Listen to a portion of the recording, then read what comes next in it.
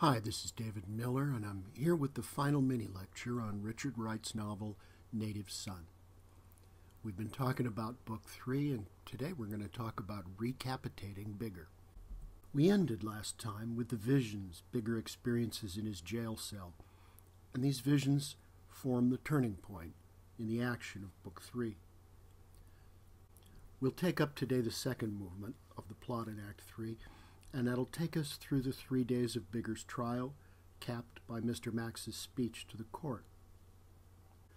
That speech is important because it represents Mr. Max's effort to wrest Bigger's story away from the newspapers and mobs and state's attorney, to reshape it and tell it more honestly. In the process, he hopes to save Bigger's life, that is, to win a sentence of life in prison rather than the electric chair. But Bigger wanted to save his own life. Yet he knew that the moment he tried to put his feelings into words, his tongue would not move. Many times, when alone after Max had left him, he wondered wistfully if there was not a set of words which he had in common with others, words which would evoke in others a sense of the same fire that smoldered in him. What is at stake, finally, in the telling of the story? It's a way of connecting to other people, a way of expressing his own humanity to them and of coming to know theirs. It's through words that Bigger's vision of an electric current linking him to the rest of humanity can be made real. This current of life is the symbolic opposite of the current of electricity that will execute Bigger after his trial.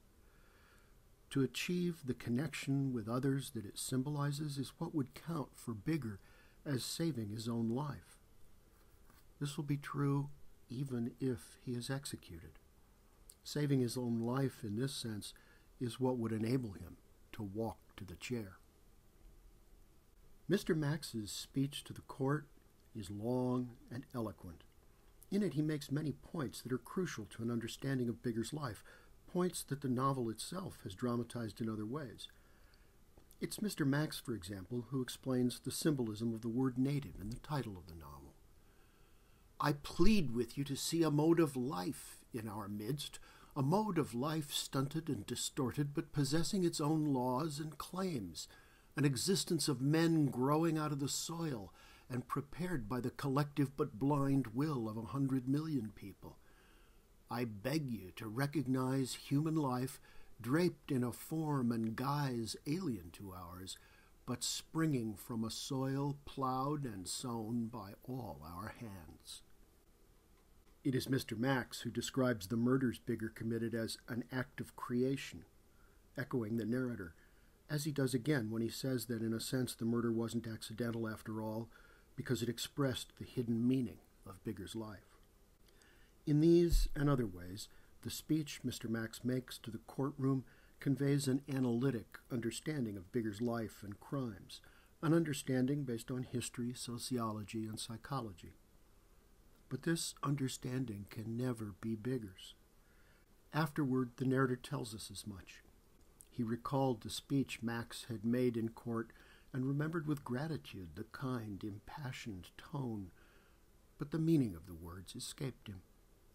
For Max the speechmaker, Bigger is primarily a symbol of larger social forces. The complex forces of society have isolated here for us a symbol, a test symbol. The prejudices of men have stained this symbol like a germ stained for examination under a microscope. The unremitting hate of men has given us a psychological distance that will enable us to see this tiny social symbol in relation to our whole sick organism. The words that really reach Bigger are the ones Mr. Max speaks to him privately. He believed Max knew how he felt, and once more before he died he wanted to talk with him and feel with as much keenness as possible what his living and dying meant. That was all the hope he had now. Bigger's connection to others has to come through life feeling, not through analysis. If there were any sure and firm knowledge for him, it would have to come from himself. In the end, it does come from himself. Bigger's last conversation with his lawyer is not an easy one. He doesn't want to be comforted in the face of death. He wants to understand his life, and in his need to understand, he asks questions Mr. Max doesn't want to answer. "You're asking me to say things I don't want to say," he protests. He points to the buildings outside the window of Bigger's cell and offers another political explanation. But when Bigger laughs and tells him to go home, Mr. Max is the one who doesn't seem to understand. "I didn't want to kill," Bigger shouted, "but what I killed for, I am. It must have been pretty deep in me to make me kill. I must have felt it awful hard. To murder." This isn't the lesson of political solidarity Max wants Bigger to learn. The detail that follows is telling. Max lifted his hand to touch Bigger, but did not. Instead, he pleads with Bigger not to go on. "What I killed for must have been good." Bigger's voice was full of frenzied anguish. "It must have been good. When a man kills, it's for something. I didn't know I was really alive in this world until I felt things hard enough to kill for 'em. It's the truth, Mr. Max. I can say it now 'cause I'm going to die. I know what I'm saying real good, and I know how it sounds. But I'm all right. I feel all right when I look at it that way." Bigger is scaring the hell out of Mr. Max, but he's found his truth. In his way, he's done what Pip had to do. He's become the narrator of his own story. As his lawyer walks away, Bigger twice calls out to him. Each time, Max stops but doesn't look back. The last time, it's to send a greeting to Jan. Tell Jan hello." When Bigger drops the deferential Mr. from Mr. Jan and refers to him simply by his first name, it's a small thing that means a great deal. It means he's finally addressing white men from a position of equality. I'm pretty sure it means that when he goes to the electric chair, he will walk. Native Son has strong connections to many of the works we've read. In concluding, I thought we might look back and see some of them. I said that Richard Wright, like Dickens and Carlyle, believes that something new is needed to redeem human experience in the way Christian faith once did. When Bigger's lying in his cell immobilized with depression, the narrator says that for him to come back to life, there would have to hover above him, like the stars in a full sky, a vast configuration of images and symbols whose magic and power could lift him up and make him live so intensely that the dread of being black and unequal would be forgotten, that even death would not matter, that it would be a victory. Religion is just such a vast configuration of images and symbols working their magic to turn death into victory. Wright belongs to a literary tradition that asks literature to create a new configuration, and in the story of Bigger's fate, he tries to do this in ways that have recognizable ties to the work of Dickens, for all their many differences. Dickens was one of the first great writers to adopt explicitly political goals for his novels. A contemporary of Marx and Engels, he believed that political reform was necessary, but that party politics couldn't accomplish it. He thought that progress would depend on individuals who experience a change of heart in their own lives, and so he tried to model a kind of secular conversion experience for the characters in his fiction. Pip undergoes a version of this experience in Great Expectations. In focusing on this individual change of heart, Dickens also gave greater emphasis than any previous writer to the formative influence of childhood on the shape of adult personality. In Pip's life history, we can see that Dickens anticipates Freud's theories about repression, although the repressed content in Dickens does not appear to be primarily sexual as it is for Freud. Here, too, Wright seems clearly to follow in the path these writers laid down.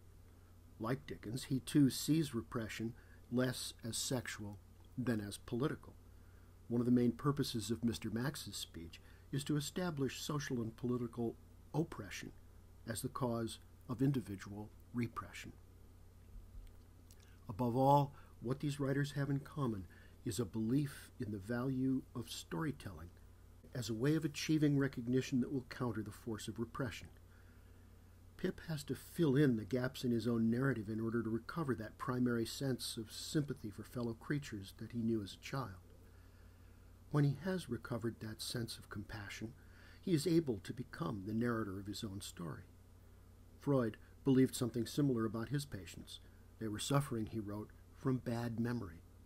Their stories had been disorganized by repression, and to provide therapy for their illness meant to help them recover their own narrative in its fullest possible form. In one notorious case history, he failed with a patient he called Dora because he got into a power struggle with her over who would tell her story and realized his mistake too late. Wright, too, tells about a character whose redemption depends on taking over his own story. Mr. Max is Biggers Freud, the Jewish intellectual from a modern reform movement, psychoanalysis for Freud, communism for Mr. Max, who comes in to help the suffering protagonist understand his own story well enough to become his own narrator. Biggers' achievement in this regard is limited. You can't really imagine Native Son told in the first person. But the challenge is essentially the same, and the novel ends with Biggers' recognition that his crime really does connect him to the rest of humanity. Next time, we'll be talking about The Philadelphia Story, directed by George Cukor. There are no black characters in this film, but that doesn't mean race and politics aren't part of the story. When you watch the film, see if you can recognize what the Lord family has in common with the Daltons, and what James Stewart's character, the writer, has in common with Bigger Thomas. You may be surprised by the answer.